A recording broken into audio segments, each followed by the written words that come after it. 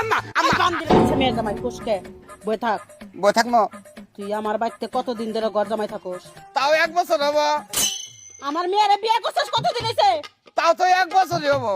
তাহলে 1 বছর ধরে তুই আমার বাড়িতে খাইতাছাস। হ্যাঁ আজকের দিনের মধ্যে যদি তুই আমার পেট ডেট না করস, তোর মতন মেয়ের জামাই রে বের থেকে আমি বাই করে দিবি। কি করলাম মা আপনি বুঝা তো কথা শুন প্রেগনেন্ট করবো আমি হলাম আপনার মেয়ের জামাই কি করলাম না ওই তুই আমার বাড়িতে খাস ঘুমাস, তোর শ্বশুর নাই কে? তুই যদি আমার পেট ডেট না করস, তাহলে কেনা করবো এটা কর।